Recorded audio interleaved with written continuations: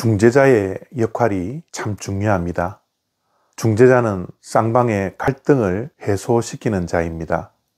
쌍방이 평행선을 걸을 때 중간에서 화해를 시키고 서로 윈윈 할 수 있도록 중재자는 중재의 역할을 잘 감당해야 합니다.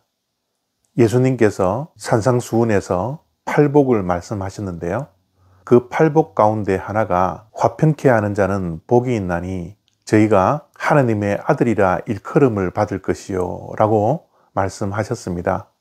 하나님의 자녀된 그리스도인들은 중재의 역할, 쌍방의 갈등을 해소시키며 평화를 만들어가는 역할을 하는 것이 너무나 중요하다라고 예수님께서 말씀하신 겁니다. 평화는 누구든지 사랑합니다. 그런데 평화를 만들어가는 자는 그렇게 쉽지 않습니다. 그래서 화평케 하는 자가 peace lover가 아니고 peace maker라는 것을 우리는 꼭 기억해야 합니다. 욥기 32장 21절과 22절 말씀입니다. 나는 결코 사람의 낯을 보지 아니하며 사람에게 영광을 돌리지 아니하리니 이는 아첨할 줄을 알지 못함이라. 만일 그리하면 나를 지으시니가 속히 나를 데려가시리로다. 아멘. 느닷없이 32장에 나타난 엘리후의 역할은 바로 중재자의 역할입니다. 욥과 욥의 세 친구들의 논쟁을 다 듣고 나서 쌍방의 갈등을 해소하기 위해서 엘리후는 등장한 것입니다. 물론 엘리후가 이 중재자의 역할을 잘 감당했는지 잘 감당하지 않았는지는 욥기를 읽는 독자의 판단에 맡기겠지만 어쨌든 엘리후는 중재자의 역할을 감당하기를 원했던 것입니다. 오늘 말씀에는 엘리후가 자신이 중재자의 역할을 감당할 때 원칙을 가지고 있다라고 말을 하고 있는 것입니다. 그 원칙이 무엇입니까? 사람의 낯을 보지 않겠다라는 거죠. 욥의 얼굴을 보면 정말 불쌍하지 않았겠습니까? 누가 욥의 상황을 보고 동정하지 않을 수가 있겠습니까? 그런데 엘리후는 그런 것 때문에 욥의 편이 되지 않겠다라고 말을 하고 있는 겁니다.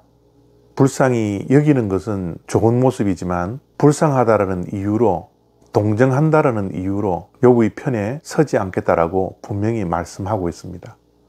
또한 세 친구의 얼굴도 보지 않겠다라고 말을 하는 것입니다. 세 친구는 어떤 자들이었습니까? 엘리후보다 나이가 많았습니다. 연륜이 있었습니다.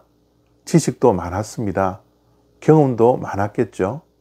특별히 인과응보라는 진리를 가지고서 욥을 정죄했습니다.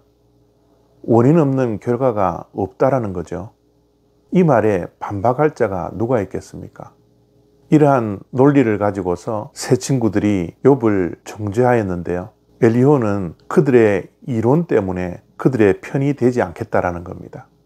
편견에 사로잡히지 않겠다라는 거죠.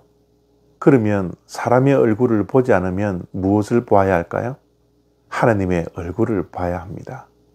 중재자의 역할을 잘 감당하기 위해서는 사람의 얼굴을 보는 것이 아니라 하나님의 얼굴을 보는 것이 중재자가 해야 할 일인 것이죠. 그래서 엘리후는 사람에게 아첨을 하지 않겠다라고 또한 말을 합니다. 상대방의 환심을 살려고 상대방에게 잘 보이려고 마음에 없는 말을 하지 않겠다라는 겁니다. 상대방이 듣기 좋으라고 거짓을 말하지 않겠다라는 엘리후의 말입니다. 어떻게 보면 조금 냉정하죠. 인정에 늘 끌리는 우리 한국 사람들의 정서에는 맞지 않는 인물인지도 모르겠습니다. 그러나 중재자는 그 역할을 잘 감당하기 위해서 공정하게, 공의롭게, 공평하게 중재를 해야 되는 것입니다.